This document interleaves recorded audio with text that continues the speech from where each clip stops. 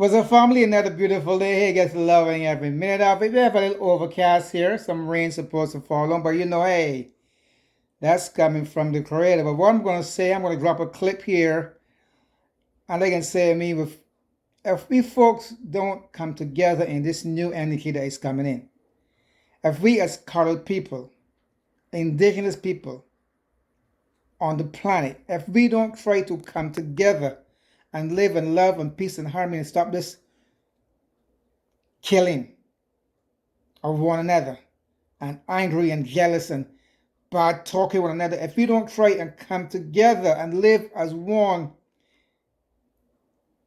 and ignore our enemies and guess we come together and live as one, I feel sorry for you guys. I feel very sorry for you guys. For all you family and colored people that bad talk people and talk bad about people and put people down, put our people down. You're the same complexion. Talk bad behind their backs and spread gossip and the guys that doing drive-by and killing senseless blacks for no reason. If you guys do not come together in this new energy, I am praying that the energy will take all one out. I'm just praying that this new energy will take all of you all out if you don't come together and try to live as one. Because it's getting ridiculous. Don't care what part of the planet we go, everybody hates us. You see what's happening in Morocco? 200 people got killed at the border. Black people.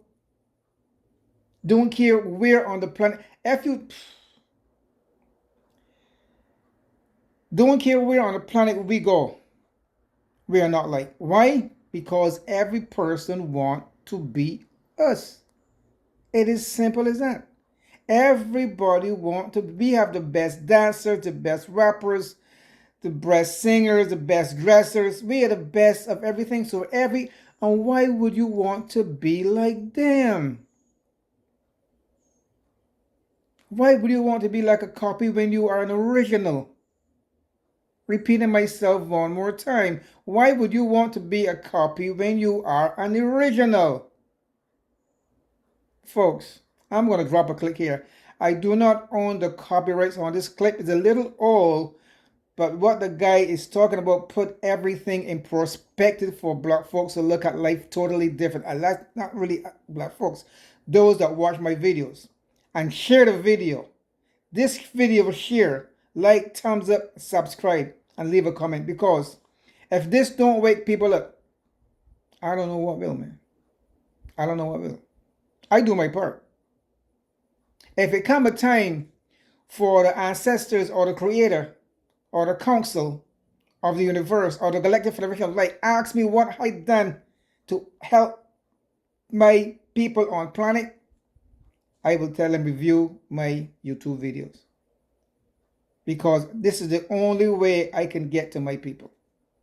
Apart from doing a little bit here and there on the street to help a homeless person or some persons who market, this is one of the best ways I can get to a lot of people to try to wake them up so that we can live as one. Until then, folks, I love you guys. Peace out.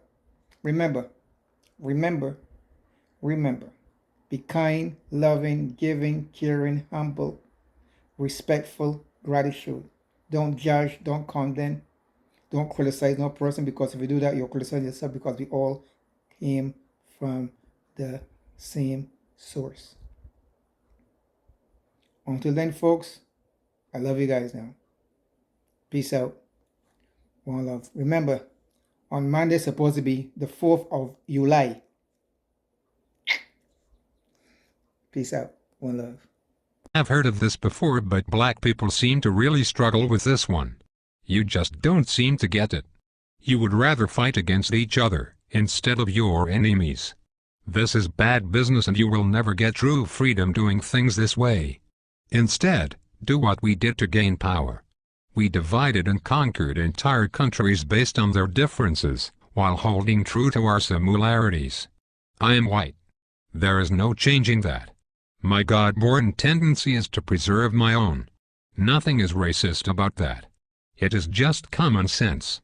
You people are the stupid ones, going around trying to love everybody but yourselves. We kicked your asses here in America for over 400 years, and you still go around talking about Jesus loves everyone. While you've been doing all that praying and jumping around, we have been buying up the world and making laws you have to abide by. No offense, but everyone else has unity but you. I mean, look at the business in your neighborhoods. The people that control it don't even look like you. In fact, everyone who comes to this country sets up a business in the black community. The Koreans, the Indians, the Chinese. The list goes on and on. Aren't you tired of letting these other people supply all of your food, nails, and weaves? The one thing they have that you don't is unity. Number 2. Once you get unity, you are going to need to get organized. When we took over the world, we had a plan in place. A goal. Since we whites make up a small percentage of the global population, we knew the only way for us to exist was to enslave non-white people. This was our global plan for white supremacy. But we didn't stop there. We organized a military force behind our goal and executed it to perfection. Killing men, women, and children across the globe with brute force. Whatever we needed, we just took it. And if blacks or Native Americans didn't like it, oh well. Remember, there are no rules in war. Our objective is to ensure survival. But you black people seem to think your economic hardships, social injustices, and high arrest rates just happened by chance alone. Never mind, we've worked nearly 4 centuries, day and night to keep you people exactly where we want you. On the plantation. Yeah.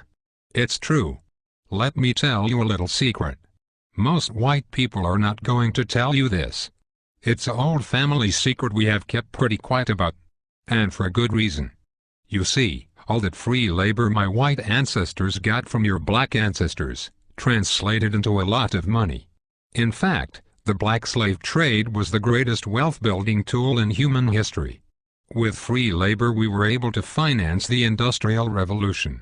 Well, all of that money pretty much stayed in the vast majority of white families. And with all due respect, whites intend to keep it that way. You see, Dr. Martin Luther King was pretty good at integrating lunch counters and toilets. However, he didn't do so well at integrating bank accounts. So you blacks were shafted out of the money that was due to you in exchange for a good job and education. But it was us whites who own most of the jobs. Which brings me to my point. It's just another plantation. I say all of that to say, being organized is more than alignment. It is knowing the traps we have laid out for you, and then moving around them. Everybody knows but you blacks. That education will only keep you enslaved. It will only produce what it has already produced. A bunch of dressed-up plantation workers perfectly content, working and serving under another man's vision. You don't really think we are going to teach you to build a nation for yourselves, do you? If you were really educated, you would be able to solve your own problems.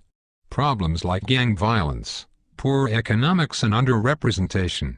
Instead, you will continue to pass the notion of getting a good job down to your children. This will brainwash them to be just like you. And the cycle will repeat for generations. While we whites continue to run things at the top, your grandchildren will be celebrating the first black Catholic Pope. I know this has been long, so let's move to number 3. The third way to gain black power is the most important of all. It is this way because it deals more with your psychology than your conscious mind. When we took over the world, we decided to use the most dangerous weapon of all to subjugate the darker peoples of the planet. We used a combination of white supremacy and religion to mind-fuck these people into complete submission. If a robber breaks into your house, rapes your family, kills your mother and father, then tells you that in order to go to heaven, you have to worship as God. If someone did that to me, then said that to be born again, I had to worship as God, I'd kill the bastard right on the spot. But you black people seem to have no problem worshipping the God of your enemies. Even worse is the fact that for all the praying that you have done, it seems like the God of the white man is just as racist as we are. Anytime you start believing in the God of your enemy, it pretty much means you're a complete idiot and a pussy, who is too far gone to confront his adversary. This is a deep sickness, because to believe the man who murdered your family is your friend is to believe that watermelons have gills. This kind of thinking lacks critical reasoning, a skill needed to defend territory and the minds of the youth. You even believe that Haiti, the only black nation that ever kicked the white man's ass, is cursed because many of them practice voodoo. You even go further and believe that it was God that hit Haiti with a 7.5 earthquake. You religious-minded blacks thought this about New Orleans too. Let me tell you the truth. We gave you this God, because we knew by worshipping a white God you would subconsciously be worshipping us. That was a part of our plan, and it worked like a charm on the early slave plantations. We whites decided to perfect it, and have taken our gods all over the world to dark people. You see, we know that if we can get you to put down your God, and pick up ours, you will lose your real power. This is really effective for controlling a people. Practically, by doing this, you will never fight against us because subconsciously you would be fighting God. I know that is a serious mindfuck. But that is why you cheer for a white Jesus to kill all the darkies down in Haiti and New Orleans, while kissing Pat Robertson's ass. Meanwhile our harp machines can shake up more prime real estate for the oil companies. If you continue to follow the God of your enemies, you will never rule the world, because you will always have your allegiance with a white man, instead of your God, who's pissed off because you traded him in for a blonde-haired, blue-eyed hippie, whose name we took from the Greek god Zeus. So, let's recap. The top 3 things you need to do to rule the world, and to have black power is: Number 1, get some unity. Stop killing each other over nickel bags of weed and coke. You are basically helping to kill off your own army. Stop it and unite. Number 2, get organized. There is nothing worse than a bunch of rich rappers talking about gangsta and keeping it real, when all of them still work for rich white and Jewish men that pimp them for their talent. With Jay-Z, P. Diddy and Oprah, you black people should have your own distribution company by now, instead of relying on your white backers to put out your albums. This is because you are not organized. This goes for all you sports athletes too. You black sports guys are stupid. You're a grown man and you still have an owner. Stop being a slave and wake up. When you die, all you will have to pass on to your children is a championship ring. When I die, I will have at least 2 islands and a few manufacturing companies to extend my legacy. For you sports guys, no one will remember you, and the money you blew on trying to floss will be right back into our hands. You need to organize and put your money and minds together, for one common goal: black power. Last but not least, you have to stop following the white man's God. He has really done nothing for you since you started to believe in him. Basically all my God has done for you is allow white guys like me to continue stealing from you. Sure, we'll give you a few rich blacks to make it up the ladder. But this is to keep up hope in you, so that you will teach cowardness and fear to your children and get nothing in return. You will keep praying while we will keep slaying and taking more land and control of the earth. It will be this way as long as you fall for the lie that some white dude is going to come down from the skies and pull you out of this shit. Stop it. Instead, go back to believing in your God. The God you had when you were rich in Africa and had diamonds, gold, and health. It certainly beats the crap the white man's God has given you. Even if you believed in rocks, you would probably have more luck than what you have gotten with this guy. One last thing. Black people need to stop saying that they're blessed. This is not only dumb, but it lets us white people know that we are still very much in control. If I steal you from your home and throw you into a cardboard box, have you work for 400 years on a plantation, just because I give you a pillow, doesn't mean that you were blessed. It just means that I gave you a fucking pillow.